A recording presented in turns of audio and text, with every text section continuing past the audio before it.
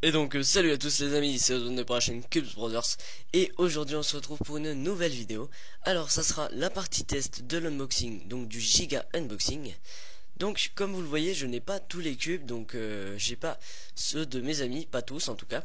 Donc voilà, je vais surtout vous faire la review donc des 3 cubes que j'ai eu moi, des 3 très très bons cubes que j'ai eu. Donc c'est là où je vais pouvoir vous donner le plus de précision. Donc, eh bien on va commencer tout de suite. Donc tout d'abord pour un ami, donc le Tanglong, hein, voilà, cube très très bon, qui a été mon main pendant très longtemps, donc un petit peu lent, très très bon corner cutting, j'adore le feeling.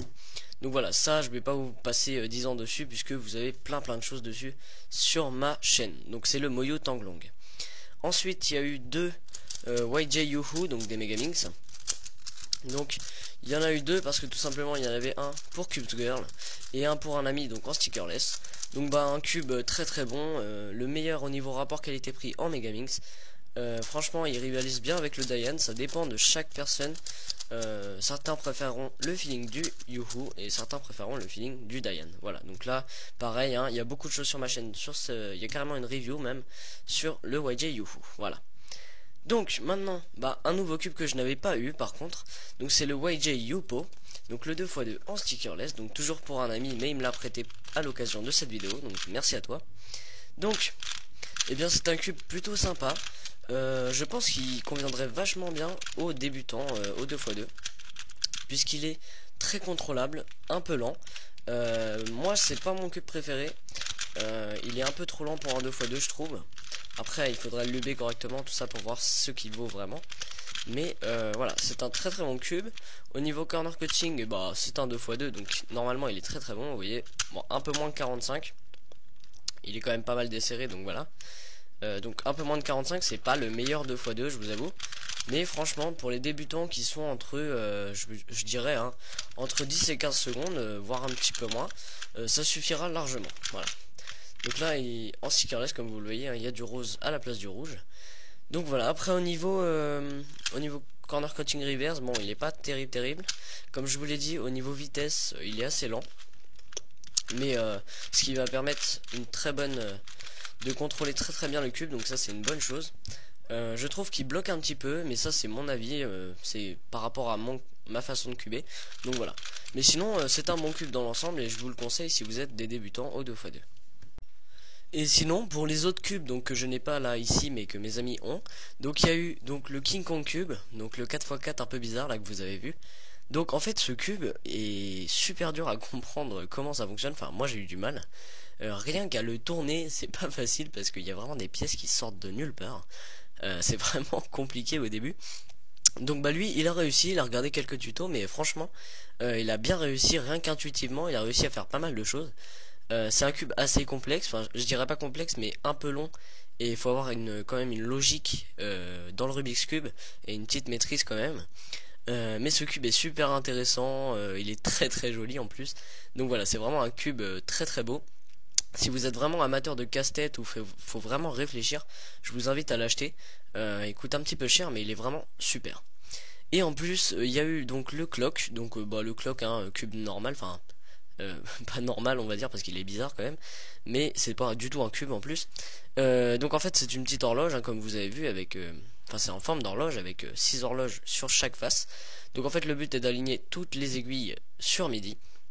Donc c'est quelque chose d'assez simple apparemment, hein. J'ai pas trop testé mais voilà, donc le cube est assez facile à résoudre. Faut regarder quelques petites méthodes mais franchement c'est assez simple. Donc vous avez des petites roulettes, 4 roulettes en haut et en bas. Et vous avez des petits boutons, donc des pins, pour aligner les faces et pour bloquer, je crois, les horloges. Donc voilà. Donc apparemment sur ce cube, donc c'était le Lingao, il me semble. Donc les pins étaient un peu durs au début, mais voilà, c'était plutôt pas mal. Voilà. Et aussi pour le 4x4, donc le King Kong Cube là que je vous ai dit, le cube tournait vraiment bien, il était très fluide, faut juste savoir l'axe en fait pour le tourner, mais sinon franchement il était vraiment très bien. Alors maintenant, on va passer aux 3 cubes que j'ai eu. Donc, les 3 cubes pour moi. Donc tout d'abord, on va commencer. Bon, vous voyez l'état de la boîte. En fait, je l'ai amené au lycée et dans mon sac, bah, ça bouge un peu. Du coup, bah, la boîte est complètement explosée. Donc c'est le Gogwan Yuxiao. Donc voilà, donc c'est un cube qui a été fabriqué par, il me semble, monsieur, voilà, que vous voyez là, Guo Quan. Donc il a presque donné son nom au cube.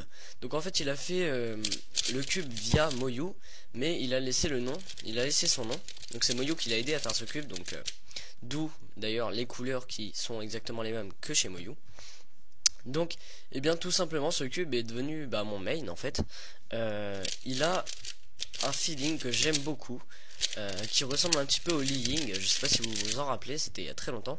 Donc il peut ressembler au Li Ying ou même au Tanglong un petit peu crunchy, un petit peu je sais pas comment le décrire exactement, mais vous l'entendez au bruit.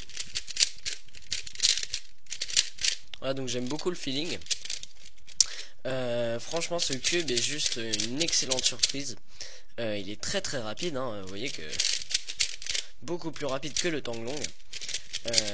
C'est vraiment un super cube parce que déjà il est contrôlable, il est pas trop rapide comme pourrait l'être le Gans par exemple. En fait le Gans était devenu mon main parce que tout simplement mon Tanglong était plutôt moyen et le Gans vraiment a un peu révolutionné le truc.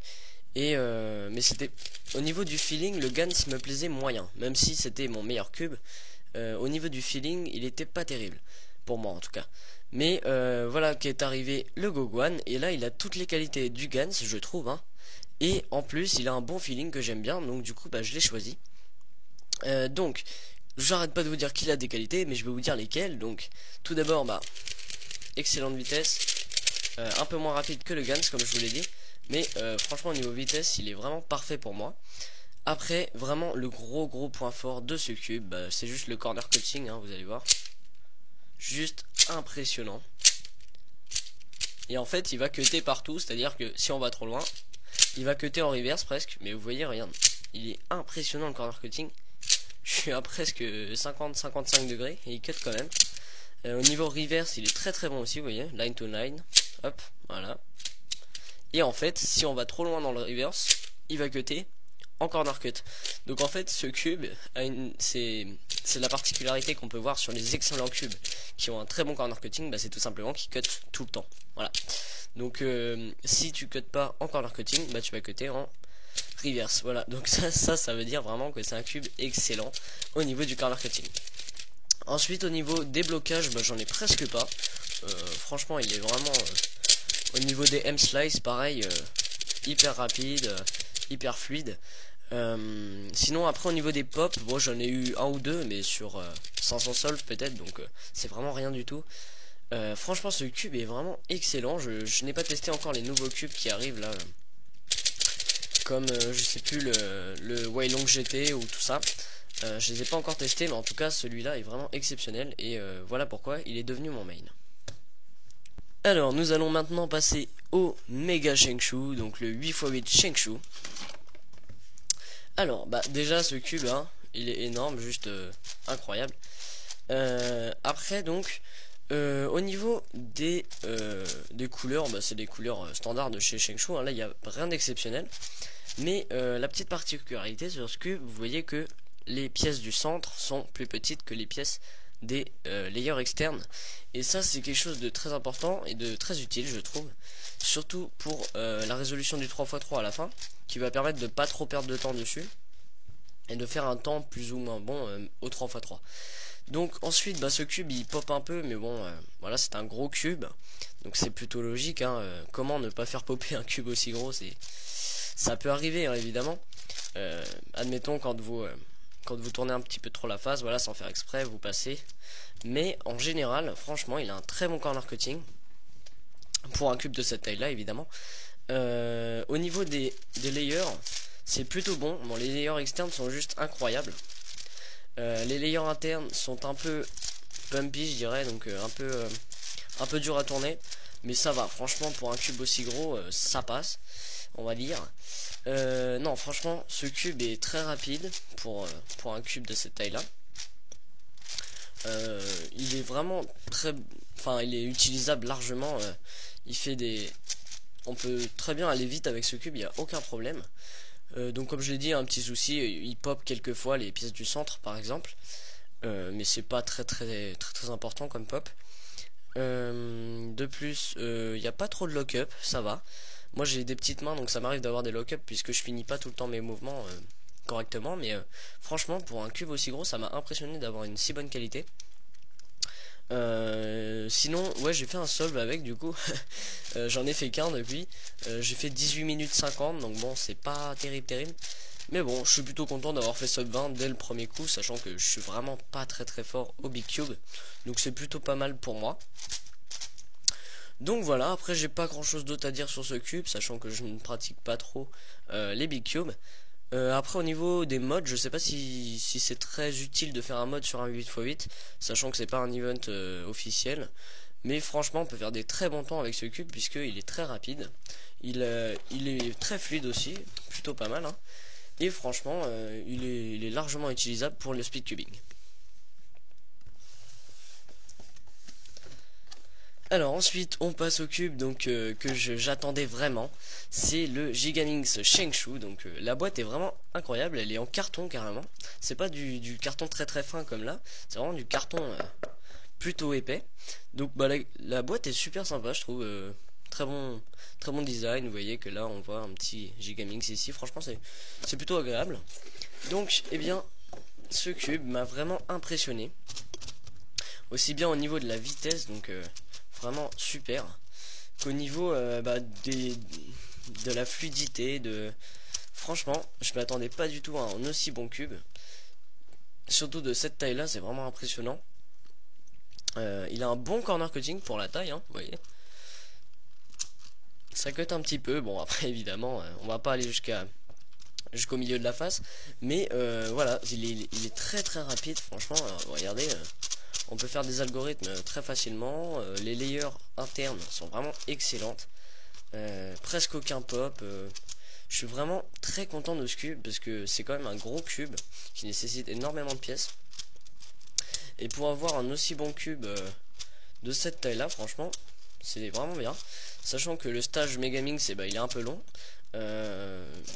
Franchement on perd pas trop de temps à faire le Megaminx à la fin quand on a fait toutes les pièces.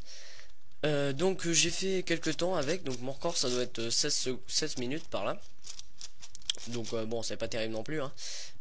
Mais bon je vais peut-être en refaire un petit peu, il y a possibilité de passer sub 15 voire sub 12 sub 13 par là. C'est surtout le moment où faire les arêtes sont extrêmement longues à faire. Chercher toutes les pièces, à chaque fois il y en a une qui est derrière, enfin c'est vraiment le moment le plus dur, enfin le plus long surtout, parce que c'est pas compliqué hein, c'est comme un 5x5 finalement. Donc voilà, j'ai vraiment été impressionné par ce cube, vraiment excellent pour le speed cubing, on peut largement faire du speed cubing là-dessus. Donc franchement au niveau du Gigaminx, enfin du Gigaminx, il est vraiment super. Donc voilà, pour résumer, ce fut un très bon unboxing, donc avec des super cubes, donc avec la majorité pour des amis, mais les 3 cubes que j'ai reçus moi, franchement, donc il y en a un qui est devenu mon main, donc le Gogwan Yuxiao. Il y a un super 8x8 très fluide, vraiment utile pour le speed cubing et pour le plaisir de le résoudre, parce que un cube qui ne tourne pas bien, qui lock tout le temps, c'est vraiment pas agréable, mais celui-là est vraiment agréable à résoudre, sachant qu'il met très longtemps, vaut mieux avoir un bon cube. Et ensuite vraiment la grosse surprise au niveau des qualités, c'est vraiment le Gigaminx, qui est un gros cube mais qui pourtant tourne très bien et très fluide à une bonne vitesse. Franchement un cube vraiment une grosse surprise. Donc voilà, j'espère que cette partie test vous aura plu et vous aura aidé dans vos choix. Donc je vous souhaite une bonne journée, je vous dis à bientôt pour de prochaines vidéos. Allez, salut!